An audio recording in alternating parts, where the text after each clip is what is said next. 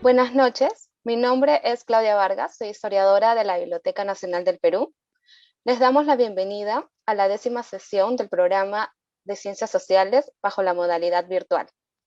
Este programa tiene por finalidad contribuir a la formación de la ciudadanía en temas referentes a las ciencias sociales en el Perú, proporcionando el análisis, la reflexión y el intercambio de ideas en torno a nuestros contextos diversos. Antes de presentar a nuestra expositora, queremos recomendar a los participantes que pueden hacer sus preguntas de la siguiente manera. A los que nos siguen desde la plataforma Zoom, pueden escribir sus preguntas en el chat, y quienes nos acompañan por Facebook mediante los comentarios. Agradecemos que sus preguntas sean precisas y breves y se desarrollen a lo largo de la ponencia para poder hacerlas llegar a la ponente. Sin más, les presento a Isabel Berganza. Ella es doctora en Estudios de Desarrollo por la Universidad del País Vasco, España, abogada y socióloga por la Universidad de Deusto en España. Actualmente es vicerrectora académica de la Universidad Antonio Ruiz de Montoya. Ha dirigido y participado en investigaciones relacionadas a procesos migratorios y de refugio, derechos humanos y políticas públicas, así como sobre el sistema penitenciario. Se ha desempeñado como decana de la Facultad de Ciencias Sociales y como directora de la Escuela Profesional de Derecho en la misma casa de estudios. Ha trabajado como abogada en el Programa de Asuntos Penales y Penitenciarios de la Defensoría del Pueblo, así como en diversas instituciones, tales como el Observatorio Vasco de Inmigración, Ikuspegui, el Departamento de Pastoral de Movilidad Humana de la Conferencia Episcopal Peruana y la Comisión Episcopal de Acción Social. A continuación, damos la bienvenida a la doctora Isabel Berganza, quien nos presenta la conferencia Trayectorias Migrantes en el Perú Contemporáneo. Bienvenida, profesora, y adelante. Muchas gracias. Primero, agradecer al equipo de la Biblioteca Nacional por la invitación y también por la iniciativa. Creo que la iniciativa sobre el tema de ciencias sociales creo que es muy importante para ayudarnos a todos a reflexionar sobre diferentes temas que están en la actualidad y que a veces no tenemos información, ¿no? Necesaria para ir conociendo los procesos y ir pensando en cómo construir un Perú mejor, ¿no? Entonces, me parece una buenísima iniciativa.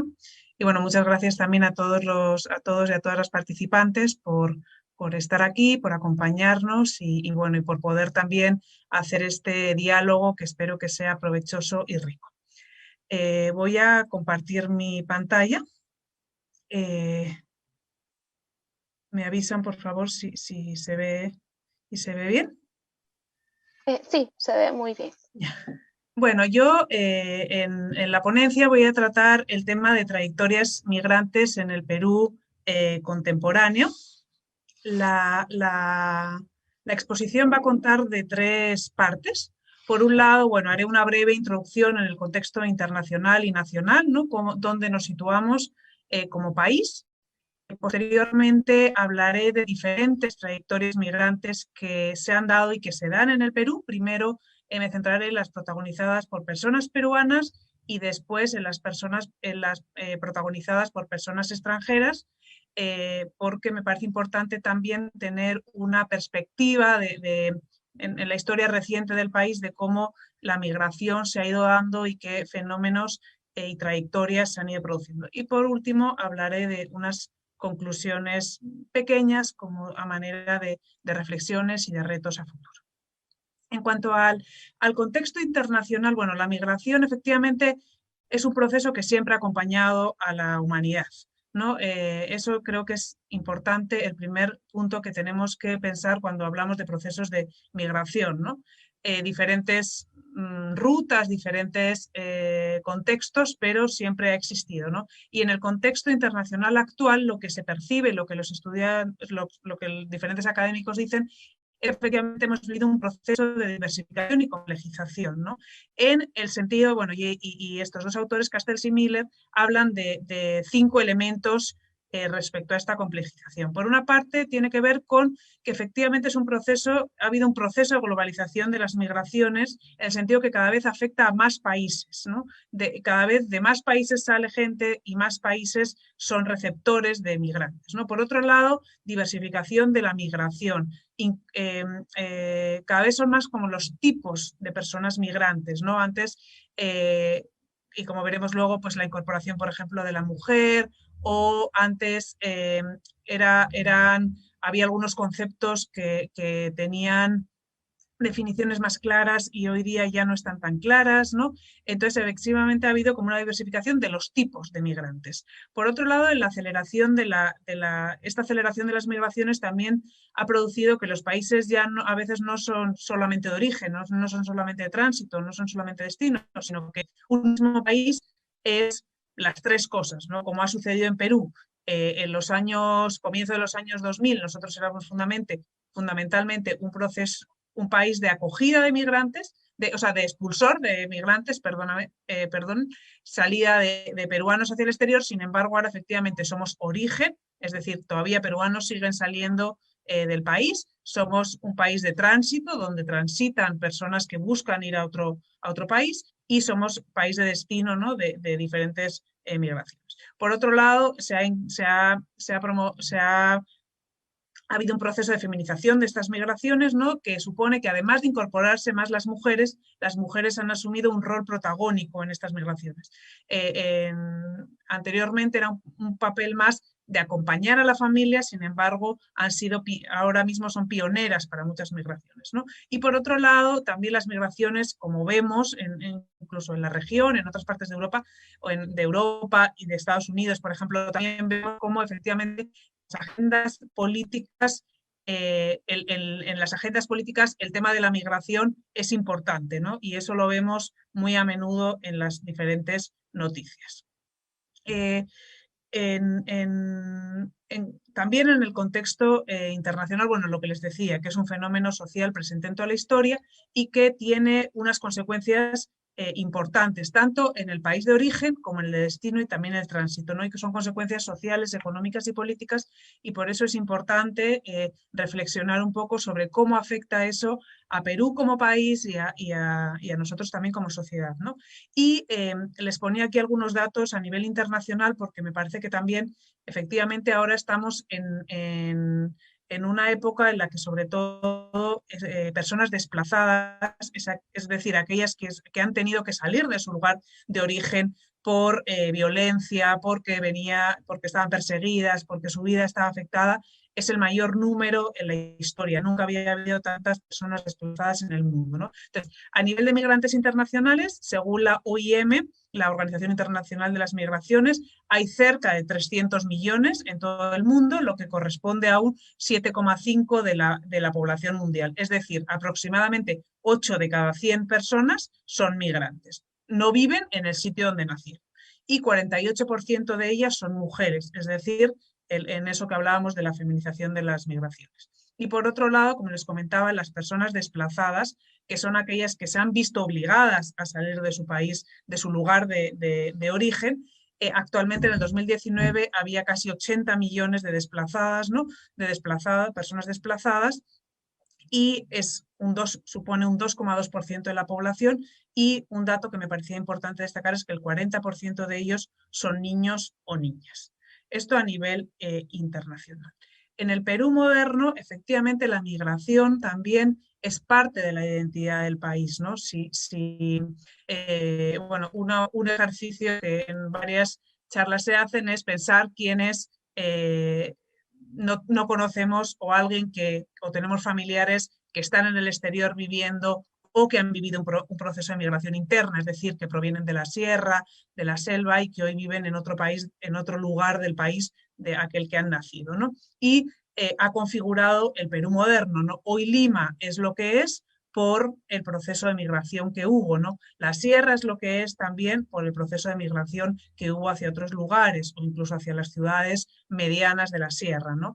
Y también hemos vivido ese proceso que les hablaba de complejización y diversificación. Cada vez conviven en el país más trayectorias migrantes, ¿no? Tanto de personas nacionales como extranjeras, como vamos a ir viendo. Respecto a las trayectorias migrantes en el Perú, a las que me voy a referir, tienen que ver, por una parte, con trayectorias cuyos protagonistas son personas peruanas, y por otro lado, con poblaciones en trayectorias cuyas protagonistas son población extranjera. En la primera, dos procesos o dos tipos de trayectorias, aquellas vinculadas a la migración interna y aquellas vinculadas a la migración internacional, y respecto a la población extranjera, aquellas provenientes sobre todo me voy a centrar en aquellas provenientes de la crisis internacional económica que hubo a nivel mundial en el 2008, y finalmente me centraré en la migración, desplazamiento de la población venezolana que vivimos en estos últimos años. En cuanto a aquellas personas, aquellas trayectorias protagonizadas por personas peruanas y la migración interna, bueno, el primer punto, la primera de esas trayectorias tiene que ver con de lo rural al urbano, el proceso de urbanización. Eso es un proceso que ha habido, ¿no?, que se ha vivido a nivel mundial. La mayoría de los países han vivido ese proceso en el cual las personas que se dedicaban al campo abandonan el campo y van a las ciudades medianas, grandes, ¿no? En Perú, efectivamente, el destino de estas migraciones, de este proceso de tránsito poblacional, ha sido fundamentalmente Lima, pero también las ciudades medianas de la sierra, ¿no? Por ejemplo, Arequipa, Ayacucho, ¿no? También han experimentado aumento de población, y también han vivido las consecuencias de ese aumento de población, muchas veces desordenada, y que ha llevado a una poca planificación en cómo van aumentando las ciudades, cómo van creciendo, y que da lugar a, bueno, a barriadas o a lugares espacios donde no reúnen todas las condiciones de acceso a diferentes servicios. Esas han sido un poco las consecuencias, ¿no? También el trabajo informal de poca calidad, los problemas de seguridad, ¿no? Y eso también se debe a que en el país el proceso de migración interna, de rural a lo urbano, no vino acompañado con un proceso de industrialización, que en otros países primero se dio el proceso de industrialización, lo cual llevó a aumentar la necesidad de mano de obra, y lo cual llevó a la gente a migrar. En Perú no fue así, porque el proceso de industrialización efectivamente no se ha desarrollado mucho. Sí es verdad que en este proceso se ha dado el proceso de algunas empresas o grandes latifundios agroexportadores que han demandado mano de obra, y que también ha ido absorbiendo esa mano de obra, sobre todo en la costa. Entonces, bueno, como vemos aquí en el gráfico que plantea un poco cómo se ha ido transformando la sociedad, vemos que efectivamente casi ha sido un cambio se ha tornado la bandeja, ¿no? Pasamos en el 1940 de un 35,4% urbano a, en el 2017, un 21% que es urbano. Es decir, hoy por hoy el 21% de la población vive en zona rural, y el 79,3% viven en zona urbana, ¿no? Frente a 1940, que era casi lo contrario, ¿no? Donde había muy poca población urbana y mucha rural, ¿no? Esto efectivamente supone que ha sido, bueno, pues un fenómeno masivo, ¿no? Y que efectivamente lleva muchos años sucediendo. No ha sido algo puntual, sino que ha sido un proceso continuo, y que, como les digo, también es global, y también se ha vivido a nivel internacional, no solamente aquí en el Perú. Hay ha sido un proceso que efectivamente ha configurado la sociedad en la que hoy vivimos, y diferentes estudiosos de las ciencias sociales han abarcado este proceso y lo que ha ido afectando. a mí me parecía interesante mencionar tres libros, bueno, no, uno es un informe, entonces, bueno, dos em, académicos de las ciencias sociales y el informe de la Comisión de la Verdad y la Reconciliación y que hablan sobre este tema, ¿no? El primero es Matos Mar, que tiene su libro, ¿no?, que habla sobre el desborde popular y crisis del Estado. Él lo que plantea en este libro es que efectivamente supone las personas que venían de las zonas rurales y que se dirigen a las ciudades, lo que plantean es una ruptura frente a normas que no estaban hechas para ellos, ¿no? Y que entonces, por un deseo de modernidad, por un deseo de mejorar, acuden a las ciudades y que efectivamente él le llama desborde popular porque no es algo planificado y efectivamente empiezan a comenzar estas barriadas, que promueven también mucho la autoorganización de las mismas personas, de las mismas comunidades y que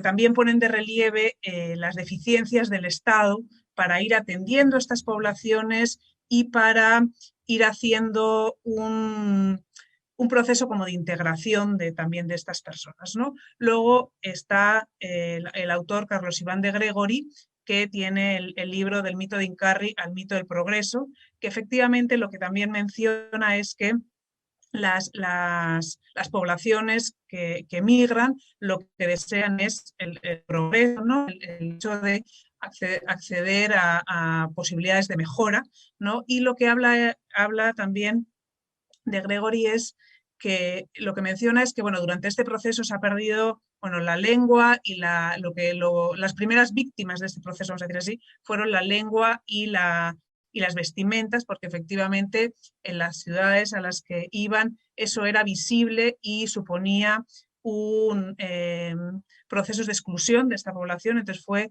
lo que más sufrió, vamos a decir así. Sin embargo, sí hubo un mantenimiento de la cultura, porque también había muchas manifestaciones culturales en los clubes regionales, ¿no?, las maneras de celebrar, la música, la danza, ¿no?, que permanecieron y que efectivamente fueron también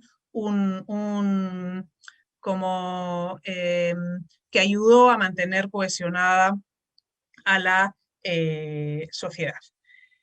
Y que también lo menciona Iván de Gregori es, Carlos Iván, es que fue un proceso de democratización también, o sea, de acceder de unir lo diverso, o sea, de procesos de igualdad y que las personas pudiesen ir accediendo a servicios que antes no tenían, ¿no? Y bueno, luego el informe de la Comisión de la Verdad y la Reconciliación lo mencionaba porque efectivamente estos movimientos no fueron siempre deseados o en busca de este progreso que les comentaba, sino que efectivamente a veces también fueron desplazamientos forzados en el sentido que un gran número de personas se vieron obligados a salir de sus lugares de origen para huyendo de la violencia, de la amenaza en la época del terrorismo. Respecto a la migración interna, también es importante hablar de los movimientos territoriales, es decir, no solamente de lo urbano a lo rural, sino que efectivamente también se produce un vaciamiento de la sierra con una migración hacia la costa y menos numerosa y más tardía, pero también se produce una migración de la sierra a la selva.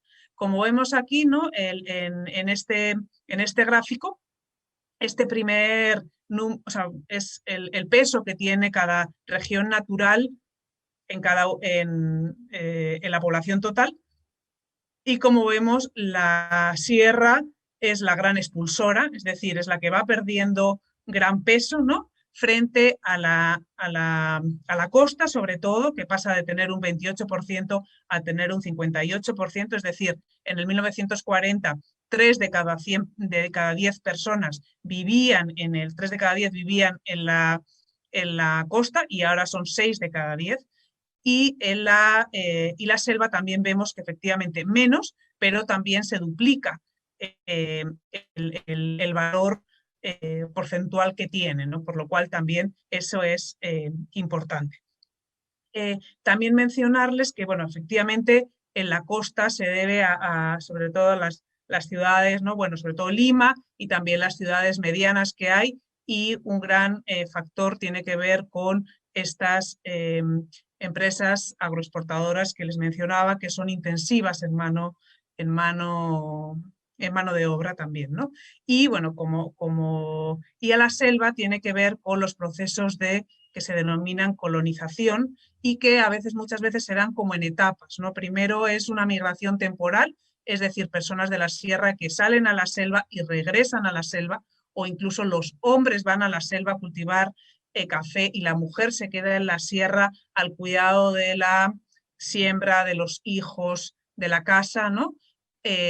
Y posteriormente ya es como un proceso migratorio de familia, en el cual se adquiere una tierra en las selvas o se adquiere un espacio en la sierra en la selva para poderlo ir cultivando y poder desplazarse o moverse ya a residir ahí.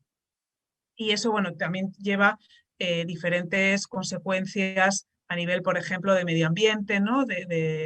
Eso también tiene consecuencias importantes. En cuanto a la migración interna, me parece también importante, ya un poco concluyendo estos procesos de migración interna, el proceso que se ha dado como consecuencia del COVID, ¿no? Todas, el año pasado vimos las imágenes, ¿no? Vimos las noticias de gente que regresaba, dejaba sobre todo Lima para volver a sus lugares de origen, ¿no? Esto modificó efectivamente los flujos migratorios, ¿no? En vez de un éxodo del campo a la ciudad, como era lo que se había vivido, hubo un éxodo de la ciudad al campo, ¿no? Y vimos las imágenes de mucha población caminando y caminando hacia sus lugares de origen. Según la data, hubo más de 167.000 personas que se empadronaron para salir de la capital. Y me parece importante resaltarlo porque pone en agenda dos temas fundamentales y que en este tiempo de ir viendo, bueno, pues la salida de la pandemia del COVID, es importante poner en la mesa, ¿no? Por un lado, que efectivamente esa integración de la migración interna que llegó a la ciudad no fue tal. Fue suficiente un mes y medio de encierro para que esa población cayese en pobreza extrema, no pudiese cumplir con sus necesidades básicas, ya sea luz, sea en comida, ya sea el alojamiento, y se viese obligado a salir, ¿no? En muchos de los testimonios lo que decían es: prefiero morir de COVID que morir de hambre en mi casa, ¿no? O hubo también muchas personas que ya no tenían dinero como para pagar sus alojamientos, entonces por eso se vieron obligadas a irse, ¿no? Entonces creo que eso es un tema que hay que resaltar, que efectivamente esa integración de personas que llegaron hace mucho tiempo era una integración muy, muy, muy precaria, que efectivamente la pandemia eso lo puso en la mesa. Y por otro lado, también pensando en el post-COVID, también habrá que hacerse la pregunta, ¿no? Si efectivamente las regiones van a ser o son capaces de absorber, de acoger a esas poblaciones que han ido a sus lugares de origen, ¿no? Sobre todo en derechos como la salud, la educación, ¿no? Cuando volvamos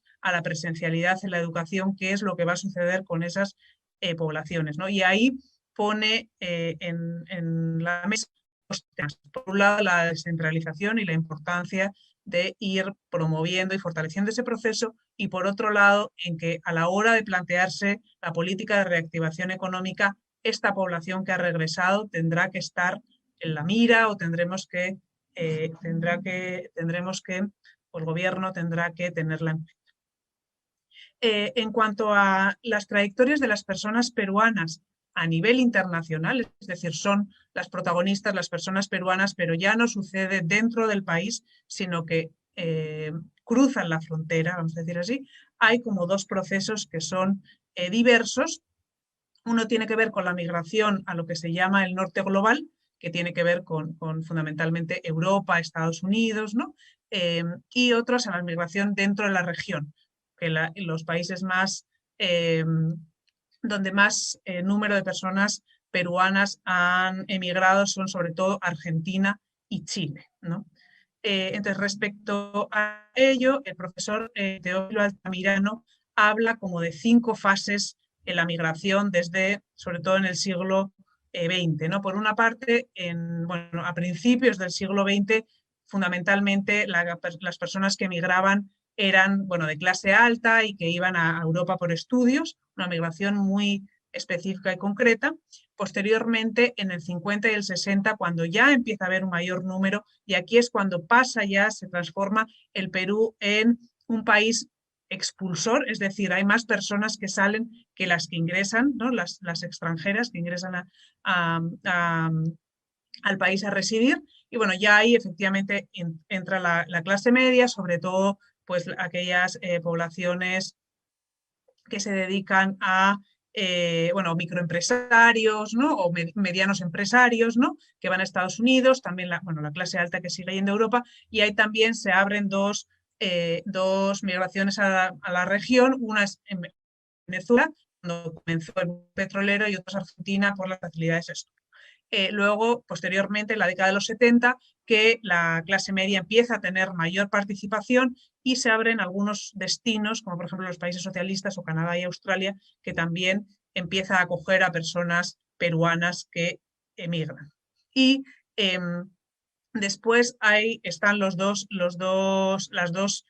fases, ¿no? Que según Altamirano tienen más personas extranjeras que emigran. Uno es la primera, que es del año 80 al 92, que bueno, en el Perú está caracterizado, ¿no? Tiene muy fuerza el tema de la violencia terrorista y la crisis económica que se vivió, y ahí la población que emigró se triplicó, ¿no? Y por otro lado, ya bueno, pues todas las clases sociales emigraban,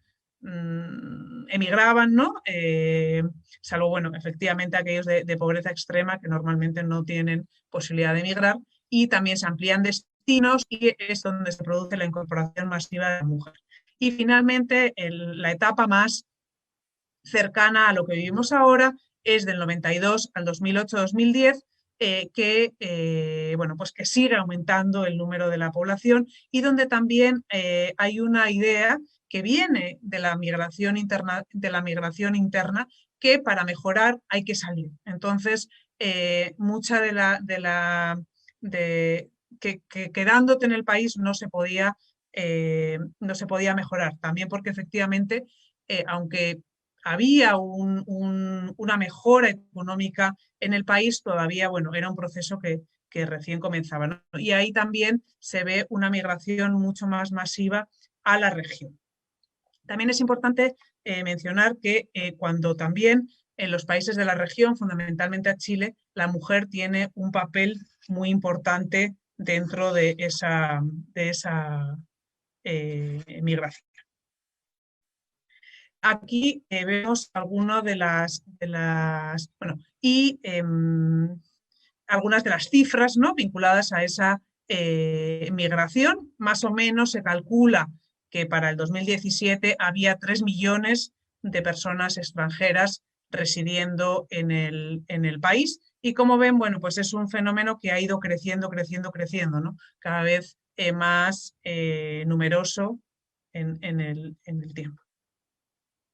Y a los países a los que más emigran o donde más extranjeros peruanos hay residiendo, y bueno, ahora lo hemos visto, lo estamos viviendo también por el tema de las elecciones, porque efectivamente eso tiene consecuencias en el número de votantes de los diferentes países. Bueno, es en Estados Unidos, donde hay un 30%, seguido de Argentina, España, Chile, Italia, ¿no? Como vemos, hay varios países tanto de la región como de lo que hemos denominado el norte global, ¿no? Se denomina el norte global, y vemos que en realidad pocos países aglutinan mucho porcentaje, ¿no? Es decir, la población migrante extranjera, o sea, la población peruana extranjera se concentra sobre todo en estos países primeros que tenemos, ¿no? En Venezuela probablemente haya habido mucha migración de retorno también y ahora tal vez los números serían menores. Pero estos son al año 2018, que son los que Migraciones tiene publicados.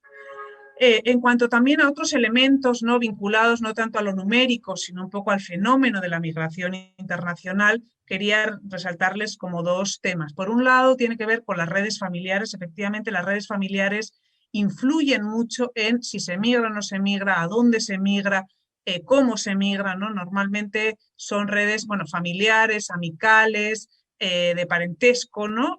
Amplio, entendido ampliamente, en las que dan la información de a dónde se puede migrar y también facilitan mucho los procesos de integración. Entonces, en la migración internacional, el tema de las redes familiares ¿no? tiene mucha importancia. Y por otro lado, también es importante resaltar la relación entre las personas que migran y las personas que se quedan, ¿no? En ese sentido, uno de los datos que existen, ¿no? tiene que ver con las remesas remitidas, y en el 2019 supuso el 1,4% del producto del PBI, ¿no? del país, por lo cual efectivamente no son, es 3.000, un poco más de 3.000 millones, ¿no? según las cifras del Banco Central de la Reserva, por lo cual es el vínculo o la importancia que tiene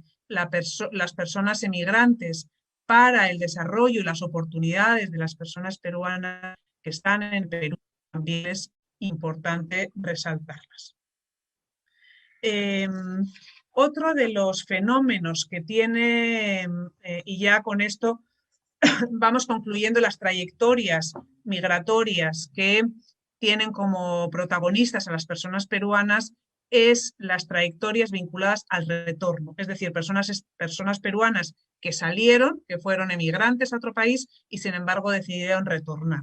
Es un fenómeno que se puso en realce sobre todo a raíz de la crisis mundial del 2008, ¿no? donde efectivamente se vivió una crisis mundial y sin embargo el Perú se encontraba en una fase de crecimiento económico, ¿no? Entonces hubo incluso el Estado planteó una política y normas para aquellas personas que querían retornar al país con ciertos programas que les asistían y que les daban facilidades para ciertas cosas, ¿no? Como ven, luego el proceso en realidad no fue tan numeroso como se esperaba, sin embargo, sí se ve, ¿no? como ven aquí en el gráfico, sí se ve que ha ido aumentando la población retornada, ¿no? y que, bueno, esto es el acumulado, es decir, la suma que va viendo, ¿no? no es la que se da cada año, sino que efectivamente es el acumulado, ¿no? Se va viendo que, bueno, pues efectivamente sigue habiendo retornos, no muchos en cada año, pero sigue habiendo personas retornadas en el año y hay una cifra acumulada de unos 300.000 personas. Aquí vemos el promedio anual, aquí sí es cuántos están regresando cada año, y como vemos fundamentalmente es a partir de, como les mencionaba, está vinculada a la crisis del 2008 y fundamentalmente los años 2010 en adelante, ¿no? que es cuando efectivamente, bueno, pues va afectando más a diversos países esa crisis que comenzó. ¿De dónde retornan más? Bueno, efectivamente de los países donde más hay, pero sin embargo sí se ve que Chile, que por ejemplo no era el país donde más había, si se acuerdan ustedes, el que más peruanos y peruanas acogía era Estados Unidos, sin embargo es Chile donde más han retornado, donde más se ha registrado el retorno, ¿no? Bueno, seguido por Estados Unidos, España, Argentina, ¿no? Bueno, vemos aquí gran parte, como vemos, son países de la región, ¿no? donde países cercanos y países de la región. Entonces, bueno, después de conversar sobre las trayectorias migrantes experimentadas por personas peruanas, ahora pasaríamos al segundo momento en aquellas protagonizadas por personas extranjeras. Aquí hay como tres especificidades que me gustaría mencionarles, alguna con un poquito más de profundidad, otras bueno, más dejando solamente algunos puntos. La primera tiene que ver efectivamente con la inmigración que llegó, ¿no? Las personas extranjeras que llegaron a vivir al país a partir del año 2008, ¿no? Sobre todo se produce a partir del año 2010, pero empieza a verse en el 2008. Luego también una población en tránsito, es decir, que no quiere quedarse en el país, sin embargo, tiene que atravesarlo para llegar a su país de destino, ¿no? Bueno, Perú, por la situación geográfica y todas las fronteras que tiene, efectivamente también se configura y en momentos se ha configurado fuertemente como un país de tránsito. Y por otro lado, bueno, sobre la migración y el desplazamiento de la población venezolana, efectivamente, hoy es uno de los fenómenos importantes, de los fenómenos sociales importantes que se vive en el Perú y que sobre todo tiene numéricamente es importante a partir de finales de 2017, pero sobre todo en 2018. Bueno, en cuanto a la población extranjera, como la data que existe son el total de extranjeros con carnet, es decir, aquellas personas que residen legalmente en el país. Y bueno, como se ve, el número sobre todo, bueno, va creciendo, ¿no? Desde el 2010, sobre todo efectivamente pues en el 2014, 2015, 2016, tiene un aumento importante en el país y sobre todo son en estos años, del 2007 al 2017, sobre todo eran poblaciones colombianas y españolas. Las venezolanas, que también, como ven aquí, es el segundo, pero las venezolanas también son como posteriores. En el 2010, sobre todo, empiezan a llegar poblaciones colombianas y españolas a residir y a integrarse socialmente, laboralmente. Es importante destacar que estos dos grupos, tanto los colombianos, las personas colombianas como las personas españolas, tienen facilidades para regularizarse en el país. Colombia por ser parte de la comunidad andina y España por un tratado de doble nacionalidad que existe. Bueno, y efectivamente la población venezolana que comienza a aumentar en el 2016 ya se empieza a notar un aumento. Las otras poblaciones, bueno, pues también se ve bueno, pues un número importante, pero efectivamente menor, ¿no? En cuanto a y también quería resaltar un poco que esa población que empezó a llegar en el 2010, lo que resalta también, pone de manifiesto para el Estado, para las diferentes instituciones, que Perú no estaba preparado para la llegada de personas extranjeras. Entonces empiezan a dar a nivel institucional diferentes medidas, ¿no? Se empieza a revisar una nueva ley de extranjería, la que había antes era del año 92 y nunca había sido reglamentada, del año 91, perdón, nunca había sido reglamentada, lo cual traía muchos problemas. Y además se crea una mesa intersectorial para trabajar, o mesa interinstitucional para trabajar el tema de las migraciones desde el concepto que efectivamente las migraciones es un fenómeno que aglutina las diferentes entidades del Estado, no es que solo lo vea Migraciones o el Ministerio de Interior o el Ministerio de Relaciones Exteriores, sino que también tiene que ver con el Ministerio de Trabajo, con el Ministerio de Educación, con el Ministerio de la Mujer, con el Ministerio ¿no? Con los diferentes ministerios que podemos pensar. Se crea una mesa interinstitucional para trabajar eso y entonces el Estado efectivamente empieza a pensar, bueno, pues cómo transformarse para poder ir acogiendo a esa población que ya estaba empezando a llegar y que está empezando a aumentar. También ahí es cuando la migración es que antes pasa a ser una superintendencia, es decir, ya tiene independencia de gasto bueno, y eso le ha ayudado a que migraciones efectivamente mejore mucho el servicio a la población extranjera, ¿no? Entonces ya esa población, aunque no era muy numerosa, pero pone, como vamos a decir, al Estado en alerta de que algo tenía que ir cambiando y efectivamente va cambiando. Por otro lado, también durante estos años, desde 2010 hasta la actualidad, nos hemos convertido, como les mencionaba, en una población en tránsito, ¿no? Y eso efectivamente es una problemática distinta, porque la población no es como tú te planteas cómo integrarla a la sociedad aquí, sino cómo hacer que transiten con la mayor, bueno, o la pregunta que sería es cómo hacer que esa población que quiere pasar por el país pero que no quiere quedarse, lo haga en unas condiciones de seguridad, mayor seguridad posible, ¿no? Porque si no, lo que vemos es el aumento de las redes de tráfico de personas, ¿no? Que efectivamente ponen en riesgo la vida de las personas. Y además hacen que la delincuencia aumente porque efectivamente, finalmente son redes de tráfico de personas, ¿no?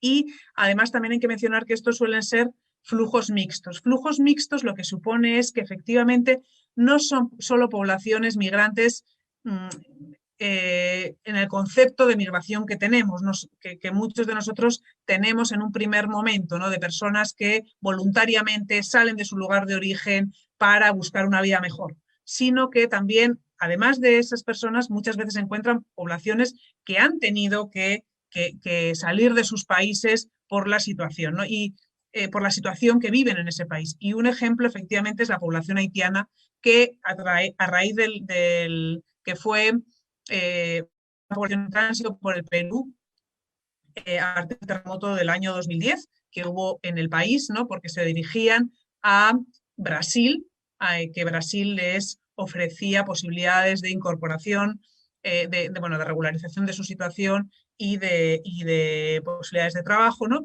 Y que ahora hemos vuelto a vivir en el año 2020, que efectivamente querían salir de Portugal, perdón, de Brasil para transitar por el Perú, fundamentalmente porque se dirigían a Estados Unidos, ¿no? Y ahí, bueno, hubo también una polémica en la frontera de Brasil, ¿no? Por si podían pasar, si no, porque a partir de lo de que pasó en el terremoto del 2010, Perú impuso, o sea, todo nacional de Haití necesita una visa para ingresar al país, ¿no? Eso es a partir del 2010. Y también en esa situación de tránsito vemos a la población venezolana. Muchas veces la población venezolana, bueno, como sabemos, ha sido una población que conforme ha ido pasando el tiempo se ha ido precarizando en su forma de migrar y al final muchos de ellos han venido a pie, ¿no? Desde el año finales de 2018, 2019, 2020 hemos visto imágenes de la población caminante, ¿no? Y efectivamente muchas no tienen su destino Perú, sino que tienen los países más al sur y simplemente están transitando por el país. En cuanto a la población venezolana, que efectivamente es el fenómeno ahora actualmente más numeroso y que como académicos sociales tenemos también la necesidad de reflexionarlo y reflexionar cómo crear, cómo ir promoviendo la integración de la sociedad en su conjunto, ¿no? De los habitantes, que también los venezolanos son parte de la sociedad peruana hoy en día. Y bueno, para dar algunos datos, efectivamente, a diciembre de 2020, los datos era que había más o menos 1 millón de personas venezolanas residentes en Perú. De ellos, casi medio millón estaba regular, tenía su carnet, es decir, pueden residir legalmente, pueden trabajar legalmente, ¿no? Y somos el tercer país, tras Colombia y Chile, que tienen más población regular, ¿no? Sobre la que está en situación de regularidad no hay data, el Perú no tiene datos sobre la población que está en situación de regularidad. Y también, bueno, entonces hay la mitad de la población más o menos está en situación de regularidad y también hay más o menos aproximadamente medio millón que son solicitantes de refugio.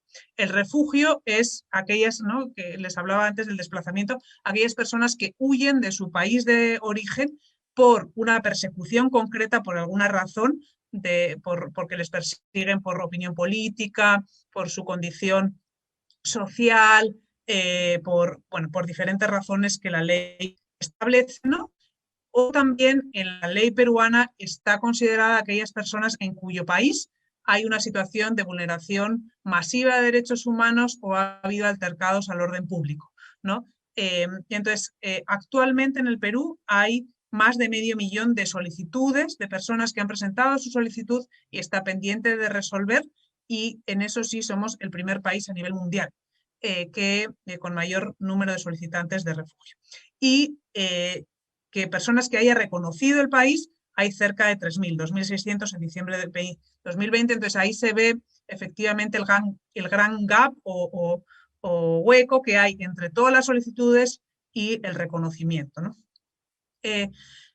Un poco por hablar del proceso, al principio, durante el año 2017-2018, que es cuando empezó a venir, a llegar más ya en números mayores la población venezolana, efectivamente, y era entonces el gobierno de Kuczynski, facilidades para la regularización, el PTP, lo que se conoce como el PTP, ¿no? Que bueno, pues al principio los que ya habían llegado, luego los que fueron llegando durante el 2018 tenían acceso a este documento que les daba derecho a residir y a trabajar, y en general había una buena acogida social. Por eso también se veía el fenómeno que la población venezolana incluso se identificaba mucho con las gorras, con las banderas, ¿no? Y sin embargo eso ha ido poco a poco cambiando, ¿no? Y conforme fue el aumento del número de personas venezolanas, sobre todo en el 2018, efectivamente se fue cerrando las vías legales hasta en octubre de 2018, me parece, agosto, octubre, ahora mismo no me acuerdo la fecha, se planteó la obligatoriedad de la visa humanitaria, es decir, todo aquel venezolano, hay algunas excepciones, pero en principio el venezolano o la venezolana que quiera ingresar al país necesita aportar una visa que haya solicitado desde su país de origen.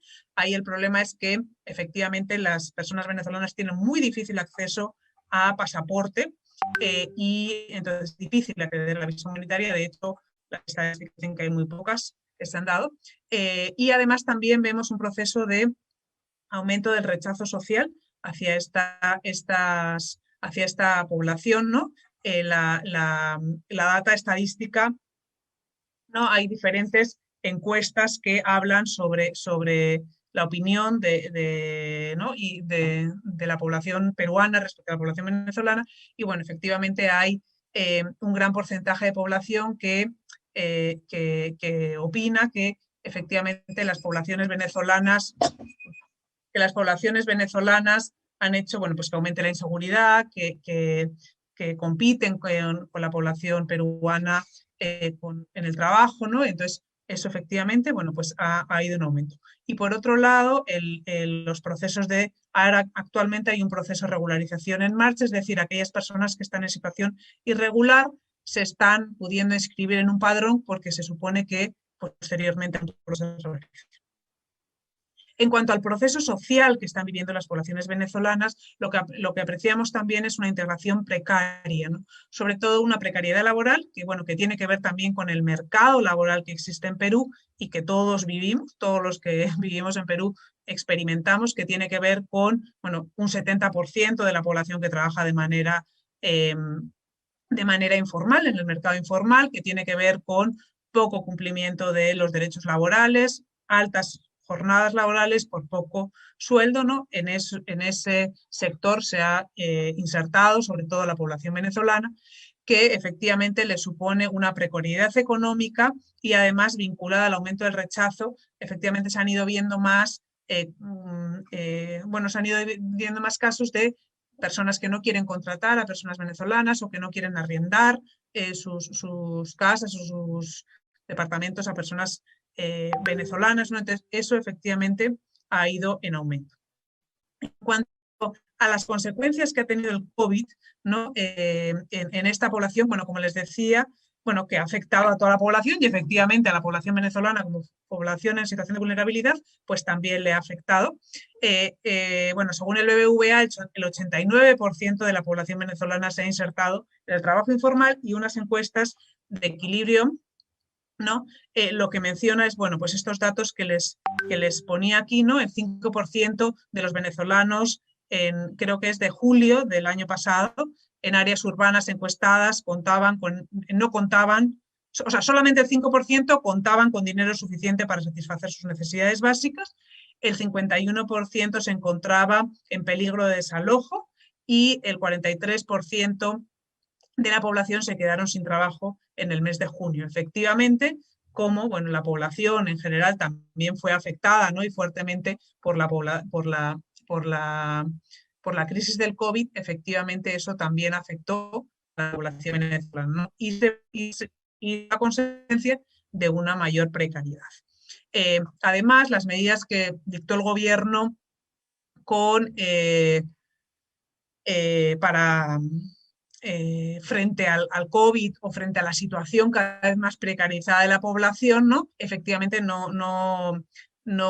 ninguno de los bonos, por ejemplo, fue para población extranjera, todo fue para población venezolana, para población peruana. Entonces eso llevó pues, efectivamente a una mayor exclusión, a una mayor precariedad y también a una migración de retorno que fue regresando a Venezuela y vimos también imágenes de personas venezolanas caminando hacia Venezuela y también migración a otros países, ¿no? Que antes no se producía, ahora en Argentina, sobre todo Argentina, Chile y Uruguay, lo que mencionan es que está llegando población que ha residido en Perú durante un tiempo, pero por efectivamente las malas condiciones en las que les ha puesto el COVID y por situaciones de discriminación se reemigran, vuelven a migrar otra vez hacia otro país más al sur. Y eso es lo que ahora se está reportando, sobre todo Argentina, Uruguay y Chile. Entonces, pues mencionarles algunos de los retos que la población venezolana, ¿no? que nos pone como sociedad, como país, bueno, tiene que ver efectivamente con una política nacional de migraciones, es decir, ver el fenómeno de las migraciones como un fenómeno que abarca toda la vida de las personas, ¿no? Y que también abarca a la sociedad de su conjunto. No es algo que solamente si yo les planteo la regularización ya tienen todo resuelto, ¿no? Y que además pone de manifiesto los problemas que en la sociedad vivimos, es decir, el problema del trabajo informal.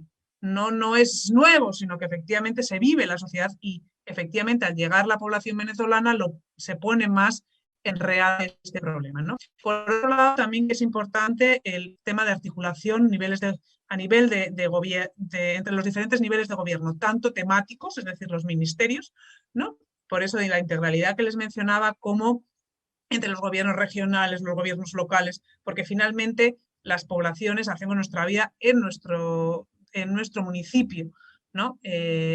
Finalmente hacemos en nuestra región. Y efectivamente, los gobiernos regionales y municipales tienen importancia en estos fenómenos, en este proceso de integración. Por otro lado, el tema de la prevención de la xenofobia, la discriminación, ¿no? Y también es importante resaltar que el proceso de integración de las mujeres y de los hombres es diferente.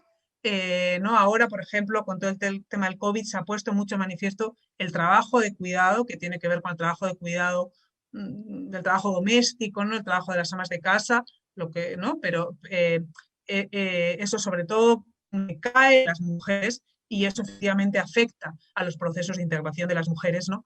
Que sea diferente al de los hombres. Y también, en el caso de las venezolanas, está vinculado con todo el tema de la hipersexualización de la mujer venezolana, que le ha llevado a ser a tener mayores posibilidades de ser víctima de acoso callejero, incluso de violencia o acoso, ¿no? Sexual en espacios de trabajo o por parte de los jefes o en los procesos de contratación. Y por otro lado, también otro de los temas que habría que estar atentos es la situación de los menores en edad escolar, porque también diferentes estudios, bueno, lo que mencionan es que efectivamente el tema de la educación virtual que hemos vivido, que estamos viviendo, ¿no? Desde el tema del COVID en la población venezolana ha hecho que muchos de los chicos de las chicas no puedan estudiar porque no tienen acceso a recursos, ¿no? Efectivamente, la población peruana más vulnerable. Entonces, eso efectivamente hay que tenerlo en cuenta y pensarlo como política bueno, pues, para trabajar en el post-COVID y ahora incluso, ¿no? Entonces, bueno, concluyendo y para que podamos dar paso a las preguntas, bueno, lo que yo quería resaltar era que efectivamente se ve una diversificación de trayectorias vinculada a las propias personas peruanas y también a los extranjeros que se han incorporado a la sociedad peruana. Por otro lado, y que además, vamos a decir, están en parte también relacionadas y tienen que ver con fenómenos de integración integral, y que efectivamente esa precarización de los fenómenos de integración que se producen en los diferentes colectivos de migrantes. Por otro lado, también quería resaltar los efectos del COVID y también en los fenómenos migratorios y el post-COVID, cómo será. No sabemos si las poblaciones que se fueron a región, que volvieron a sus lugares de origen, regresarán o no, ¿no? Estos efectos que está teniendo en la población extranjera que reside en el país, cómo es que va a ser. Y por otro lado, efectivamente, la necesidad de políticas integrales, ¿no? No solamente centrarnos en algunos aspectos, como por ejemplo puede ser la población extranjera en el tema de regularización migratoria, que es importante y que efectivamente afecta a toda la vida de las personas. Sin embargo, eso no es suficiente si queremos promover una convivencia y una sociedad cada vez más cohesionada, ¿no? Entonces, bueno, yo hasta aquí quería les comparto un poco mis reflexiones y estudios y lecturas. Y bueno, muchas gracias y quedo atenta a sus preguntas. Muchas gracias, profesora Isabel. La verdad ha sido una ponencia muy importante, un tema muy interesante y muy actual, ¿no? Como mencionaba al inicio, la migración en sí es algo que es parte del ser humano, ¿no? A lo largo de la historia de la humanidad hemos migrado en muchos lugares, ¿no? Creo que así también hemos crecido, hemos llegado a diferentes continentes y bueno, hasta a la actualidad, ¿no? Seguimos haciendo ello. Nos han llegado muchas consultas, muchas preguntas. Vamos a intentar decirles todas las que podamos en el tiempo en el que nos alcance. Una de ellas es la siguiente. Sabiendo que todavía hay muchas personas o descendientes de las mismas que migraron a las grandes ciudades desde zonas rurales y considerando la brecha del idioma y la cultura, ¿qué se debería hacer en las grandes ciudades ante ello, ¿no? ¿Qué acciones o qué propondría usted, ¿no? En los estudios que ha realizado? Bueno, yo creo que respecto a todo el tema cultural, creo que efectivamente ha habido un gran avance como país en de ser consciente de la riqueza que supone la diversidad, ¿no? En cuanto, por ejemplo, al tema del valor que se da, por ejemplo, al idioma, ¿no? El quechua, el aymara o las diferentes lenguas nativas, creo que el valor que se les da ahora a esas lenguas en comparación cuando hubo esos procesos grandes de migración, creo que ha aumentado mucho el valor que se le da, ¿no? Igualmente a todo lo que tiene que ver con las expresiones culturales, ¿no? Creo que en ese sentido, a nivel de valorar lo diverso, creo que como sociedad ha ido creciendo y como verse, ¿no? Eso es, como una unidad en la diversidad, ¿no? Creo que eso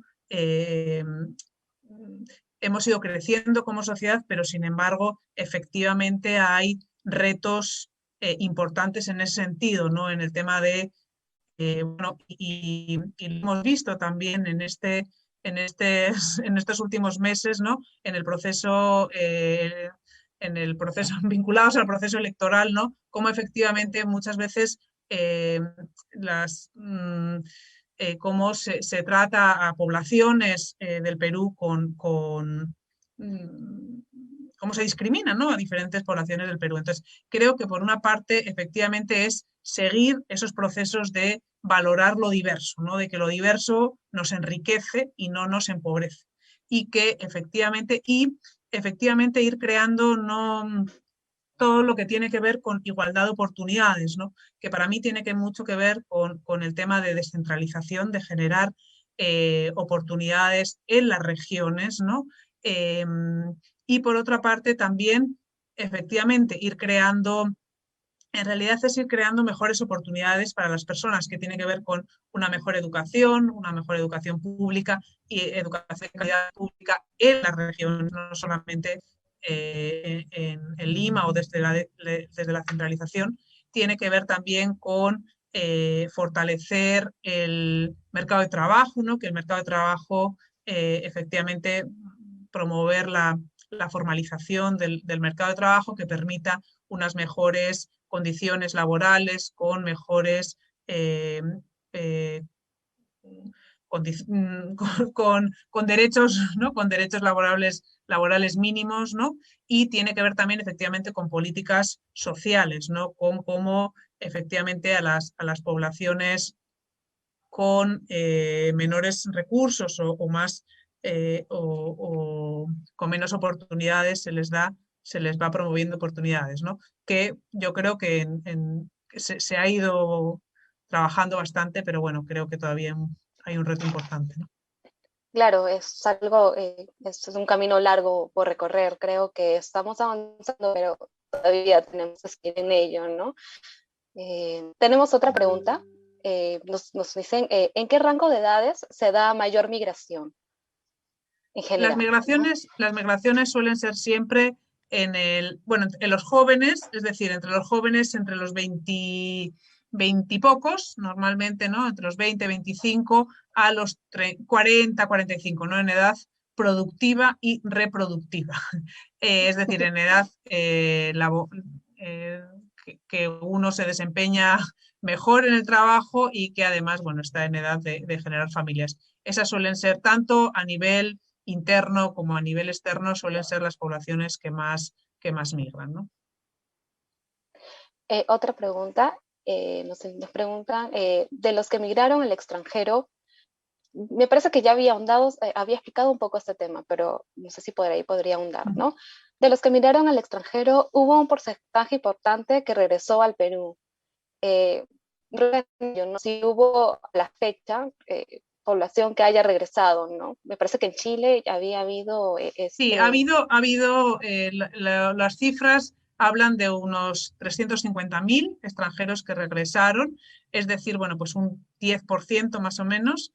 Es una población, bueno, pues no desconsidera, o sea, un número, bueno, pues importante, sin embargo, bueno, no es que hubo un retorno masivo, ¿no? Como en un momento cuando empezaron a trabajarse las políticas sobre el retorno de extranjeros, de peruanos, en la época de la crisis del año 2008, se pensaba que iba a ser numeroso, ¿no? Finalmente no fue tan numeroso, pero sí hubo una población importante y también, bueno, la población venezolana que ha regresado mucho en realidad es también población de retorno, ¿no? Peruanos que emigraron en su época o hijos de peruanos que emigraron en su época y que ahora han retornado por efectivamente la situación de crisis económica, política, social del país. claro, efectivamente.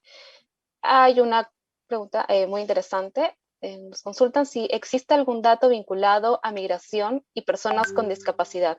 Y si es así, ¿cómo se afronta este proceso? En realidad, en el Perú yo no conozco ningún estudio que haya afrontado, que haya visto eso, ¿no? Sería, la verdad es que interesante poder analizar eso porque efectivamente hay diferentes grupos de personas migrantes que tienen una situación, ¿no?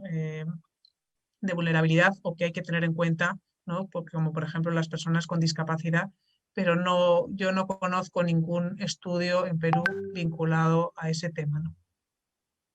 Así que es un reto para los académicos poder Queda investigar sobre pendiente eso. para una futura investigación, en todo Para el caso. año que viene, para el futuro, para la siguiente. Para el siguiente programa de ciencias sociales.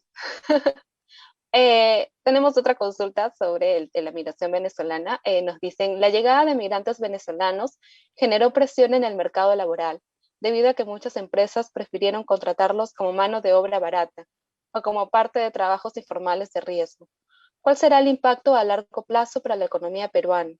¿O es posible impulsar a futuro la productividad y crecimiento económico con la migración venezolana?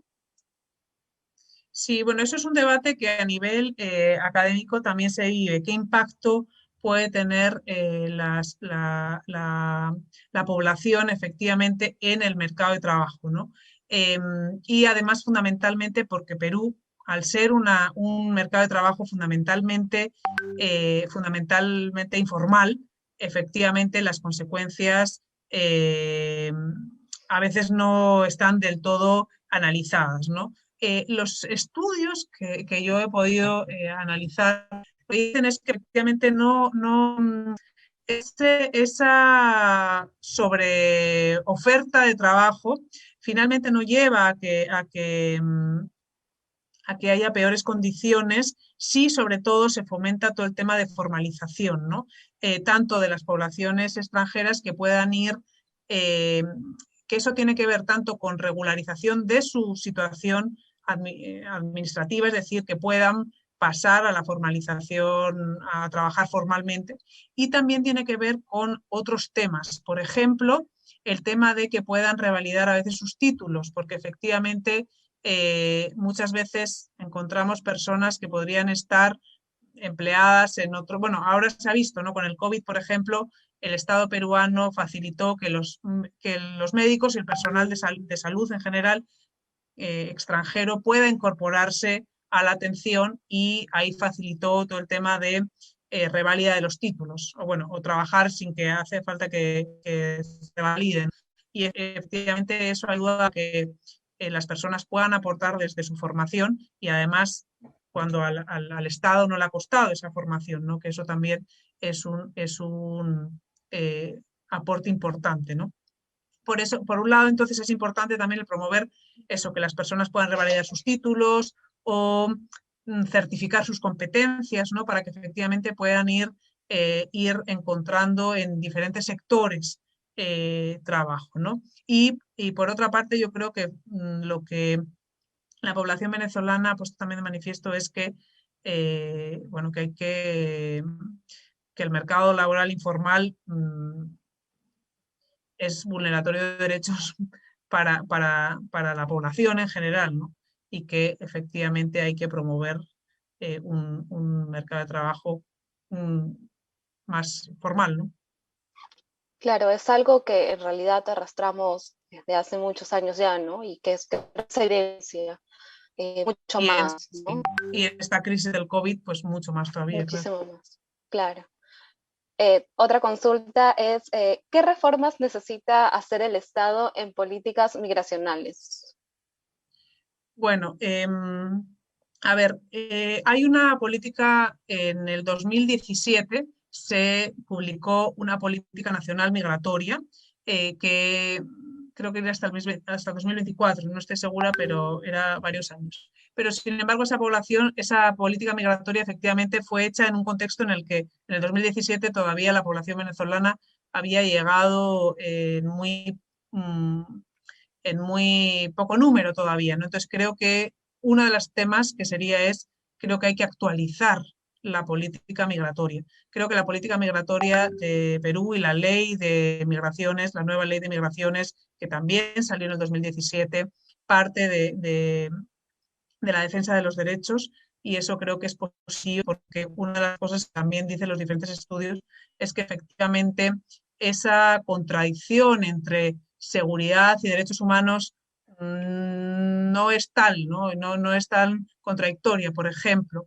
el hecho de cerrar las fronteras, finalmente las fronteras peruanas son porosas, es decir, es imposible cerrar la frontera peruana y que no entre nadie, ¿no? Sin embargo, si tú promueves, entonces, aunque intentes cerrarlo, la población va a venir. Si es que se está huyendo de la situación de hambruna que vive en sus países o de situación de crisis, ¿no? Sin embargo, si tú promueves la migración que ingresa sin ser registrada, efectivamente tú no vas a conocer la población que está residiendo en tu país, ¿no? En cambio, si promueves una migración ordenada y que se registre, siempre va a ser más fácil controlar o saber quiénes están en tu población. Entonces, esa dicotomía entre derechos o formalización o acceso a derechos y, y seguridad no siempre es tal y creo que hay que analizarla con datos, ¿no? Pero bueno, centrándonos en la política migratoria, creo que efectivamente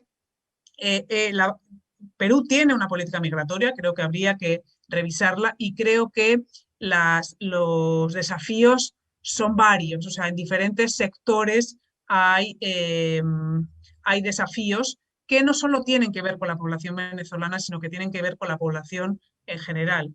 Por ejemplo, eso, el tema de mujer, ¿no? Cómo son esos procesos porque además la mujer, por ejemplo, aquí vinculada al tema de cuidado de los niños o tiene muchas menos redes sociales, entonces redes sociales en el sentido de personas que te arropen, ¿no? Entonces finalmente no pueden trabajar, ¿no? Pero eso no solo sucede a las personas venezolanas, también sucede a las poblaciones nacionales, ¿no? Todo el tema de educación, ¿no? Entonces creo que hay diferentes ámbitos en los que la política nacional tiene que avanzar en el sentido o sea, de que las políticas se incorpore también a la población venezolana, ¿no? Y que efectivamente ahí vayamos consolidando una política migratoria integral, ¿no? Eso. Y luego, para mí también otro aspecto que Perú tiene que reforzar es todo el tema de atención a las solicitudes de refugio. Efectivamente, como yo les mencionaba, la ley peruana reconoce dos situaciones en las que una persona puede ser considerada refugiada. Una tiene que ver con persecución, con miedo de estar siendo perseguido, ¿no? Fundados temores de ser perseguido por tu opinión política, por, ¿no?, lo que mencionaba antes, por diferentes razones, pero también tiene, la ley peruana también menciona que serían refugiados aquellos eh, que huyen de la situación de su país por vulneración fuerte de derechos humanos o por eh, eventos que hayan roto el orden público, ¿no? Sin embargo, como vemos, en Perú existe un gran número de personas solicitando refugio, sin embargo, pocas reconocidas, ¿no? Y finalmente esas personas están como en un limbo, porque efectivamente el ser solicitante de refugio les da posibilidad de residir y de trabajar, sin embargo, en un momento, en cualquier momento, le pueden decir, no, tú no eres un refugiado y tienes que salir del país, ¿no? Entonces, creo que si queremos promover una sociedad cohesionada, efectivamente hay que ir dando seguridad y, y, y posibilidad de ir haciendo futuro, ¿no? Que es finalmente es igualdad de oportunidades porque así también dan más posibilidad de las personas que aporten a la sociedad, ¿no? Efectivamente, ¿no? Efectivamente, darle la posibilidad de proyectarse, ¿no? De saber exactamente, ¿no? Qué situación van a estar, ¿no? En términos legales, ¿no? Ampliando un poco la consulta, me dice si en Sudamérica hay acuerdos multilaterales para solucionar o gestionar migraciones masivas, como es el caso venezolano, ¿no? Es una muy buena pregunta porque además es verdad que yo no lo he tocado y es verdad que la población venezolana, o sea, la migración de la población venezolana es el éxodo mayor que ha habido en Latinoamérica. Nunca había habido un éxodo tan grande, ¿no? Y efectivamente los países y bueno, incluso las organizaciones internacionales han planteado procesos de poderlos trabajar conjuntamente. Y ha habido algunos intentos, aunque han sido intentos, de irlo considerando como a medida de medida regional, ¿no? Y ha habido, entonces, sí, en cuanto a la población venezolana, sí se ha comenzado a trabajar intrapaíses para poder plantear soluciones. En mi opinión es que no hemos llegado todavía, por ejemplo, a consolidar esa política. Sí hay temas como más micro, ¿no? Por ejemplo, está la Comunidad Andina de Naciones que efectivamente o sea, las personas colombianas, las ecuatorianas tienen más facilidad para migrar a, a Perú, ¿no? O nosotros a migrar a esos países, y también está el Mercosur, que también hay en determinadas, pues, por ejemplo, las personas que vienen de Argentina también tienen más facilidades para residir aquí. Eh, Sin embargo, creo que todavía el reto es grande, ¿no? Y además hacerlo sobre todo con un poco desde la responsabilidad que también de los países de responder a esas situaciones de emergencia que se dan en diferentes países, ¿no? Entonces, a la respuesta es sí se ha trabajado, sí se está trabajando de manera regional, sin embargo, creo que todavía eh, hace falta trabajar más, ¿no? Los diferentes países también se han mirado mucho los unos a los otros a ver cómo respondían. Por ejemplo, cuando Perú, que fue uno de los pioneros, cuando sacó el PTP, la facilidad de regularizarse a la población peruana, luego hubo varios, ¿no? que dieron permisos especiales para la población venezolana. Eh, y bueno, así varias medidas. Sin embargo, todavía el reto es grande, ¿no? Y además, ahora efectivamente con el COVID, bueno, pues la situación en los países, ¿no? Efectivamente se ha vuelto también eh, más precaria, ¿no? Y entonces, pues se ha dado, por ejemplo, un proceso de militarización de varias fronteras que ya también la Corte Interamericana, la Comisión Interamericana de Derechos Humanos puso en alerta que eso muchas veces es peligroso, ¿no? En cuanto a la vulneración de los derechos humanos. Pues bueno, creo que todavía hay mucho que avanzar en cuanto a política regional de migraciones. Muchas gracias, profesora. Efectivamente, ¿no? Queda mucho por trabajar y aún más en ese contexto, ¿no? En el que todos, ¿no? Estamos, no hay diferenciación aquí, ¿no? Somos todos parte de. Hay un par de consultas más. Me consultan qué políticas cree que son necesarias implementar para mejorar la calidad de vida de la infancia que migra hacia el Perú.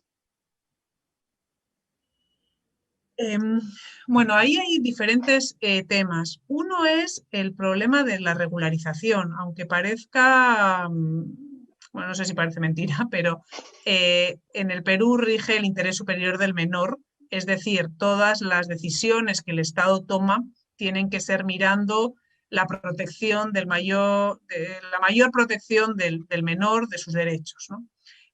Bueno, eso está en la Convención en la norma internacional que rige todo el tema de los derechos del niño y en el Perú también. Sin embargo, a veces los menores no pueden regularizar su situación porque su situación está vinculada a la situación de sus papás. Entonces, eso, por ejemplo, es una situación grave porque el hecho de estar irregular, aunque no les impide el acceso a algunos derechos, sin embargo, si te hace efectivamente más vulnerable. Entonces, eso creo que es uno. Y además, han visto casos también, por ejemplo, de expulsión de padres o madres que con niños aquí, incluso con niños peruanos.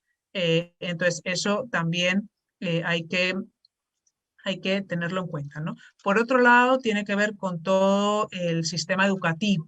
Con el sistema educativo, ahí pienso fundamentalmente en dos temas. Por una parte, es el acceso a la educación, que efectivamente no ha habido dificultades en cuanto a la documentación. Se reportan algunos casos de niños venezolanos que no pueden estudiar porque no tienen su documentación, pero son mínimos, sí tienen acceso aunque no tengan. Sin embargo, a veces donde encuentran el problema es a la hora de sus certificados, es decir, tú puedes estudiar, pero cuando concluyes, ahí los temas de certificados, ahí viene la dificultad. Y además, por otro lado, los procesos, al haber venido tanta población en tan poco tiempo, efectivamente, normalmente la población venezolana ha optado por los colegios públicos y efectivamente antes de la pandemia había a veces problemas de absorción de esa población, en el sentido que efectivamente las plazas del sistema público son limitadas, ¿no? Y de repente llegan al país de un número grande de menores que no estaban considerados en la planificación, pues efectivamente no genera ahí una dificultad. Y por otro lado también han sido dificultades de información, es decir, la población venezolana no conocía cómo matricular, no conocía los procesos, ¿no? Y entonces ha habido eso antes de la pandemia, ¿no? Se encontraban esas dificultades. En pandemia, efectivamente, bueno, bueno, pues se han añadido dificultades. Pues efectivamente mucha población no tenía acceso a Internet o no tenía acceso a laptop, a teléfono celular, ¿no? A algún instrumento para estudiar, ¿no? Y eso, bueno, pues efectivamente en las poblaciones más en situación de mayor vulnerabilidad, pues eso efectivamente se ha vivido con mucha más fuerza, ¿no? Y encima, eso vinculado también a la pérdida de trabajo de sus padres, pues claro, finalmente a muchos les ha llevado a tener que trabajar o a tener que salir con sus padres a trabajar, porque además el hecho de, claro, de no tener colegio, los papás no, y las mamás, eso, bueno, todos los que somos papás lo hemos vivido, que efectivamente no tienes a nadie con quien dejar a tus hijos y tus hijos están en casa. Entonces, a la hora de incorporarse laboralmente, personas que ganan su diario, vamos a decir, eso también ha sido una dificultad y que no ha sido para nada visto por el Estado, ¿no? Pero en general, el tema de cuidado de los menores de 3 años es un tema que hay que verlo en el país, no solo para las poblaciones venezolanas, sino para todas, ¿no? Entonces, eso, yo ahí pondría como las prioridades. Por un lado, el tema de regularización, por otro lado, el tema de educación, ¿no? Porque además, si esas poblaciones no tienen posibilidad de estudiar, finalmente truncas todo su proceso también de integración, porque la educación es la base de lo que uno puede luego, de las oportunidades que uno puede tener en el futuro, ¿no? Entonces, bueno, otro tiene que ver con la regularización y otro tema efectivamente tiene que ver con el tema de cuidado, ¿no? Y de que eso pueda también ser para que los padres, las madres puedan incorporarse al mercado de trabajo, eh, ya sea a través de ser contratados o ya sea a través de micro emprendimientos, ¿no? Que es un poco lo que ahora también la población más vulnerable es lo que ahora puede hacer, ¿no? Efectivamente sí, ¿no? Ahora vemos mucho ello y el tema del acceso a la educación y a la salud, ¿no? Que es una de las cosas básicas y que... Veo un comentario que dice que Oh, las Naciones Unidas debería gestionar un bono exclusivo para la población en el Perú. Efectivamente, o sea, el Estado no preveyó bonos, pero sí efectivamente los organismos de Naciones Unidas que ven el tema de migración, que son la OIM, la Organización Internacional de las Migraciones, y ACNUR, que ve el tema de refugiados, sí ha proporcionado algunos bonos a la población extranjera y también, no solo bonos, sino kits de limpieza, ¿no? Sí ha habido por parte de los organismos internacionales algunos apoyos concretos, ¿no? Eso sí ha habido. Y también hay apoyo de organismos internacionales al Estado peruano para ver la situación de los venezolanos en el país, ¿no? Por ejemplo, pues a través del Ministerio de Trabajo, que crean un proyecto X para población venezolana, población nacional, y que es financiado por organismos internacionales, ¿no? muchas gracias, profesora Isabel. Se nos está agotando el tiempo, lamentablemente, porque este es un tema que da para hablar mucho. Nos queda también mucho por conocer. Quería invitarla, no sé si podría invitarnos a alguna reflexión final en este año del Bicentenario del Perú, ¿no? Que es tan importante, ¿no? Ver este tema de migración. Sí, o sea, yo lo que mencionaría es que efectivamente en el año del Bicentenario, donde se pone como más en relieve la necesidad de crear país, una sociedad justa para todos, para todas, una sociedad con igualdad de oportunidades, ¿no? Es importante analizar y ver la sociedad en su conjunto, ¿no? Y promoviendo mejores oportunidades para todos los que residimos en el Perú, y también, bueno, sabiendo que efectivamente o sea, que las migraciones son un fenómeno complejo, y también que debemos, o sea, a mí me parece que en el tema de las migraciones siempre es importante también la memoria histórica, ¿no? Y que igual que en un momento nos tocó a nosotros, bueno, o tocó a la población peruana salir, ¿no? Bueno, o yo he tenido, estoy hoy aquí, ¿no? En Perú, aunque efectivamente no soy peruana de nacimiento.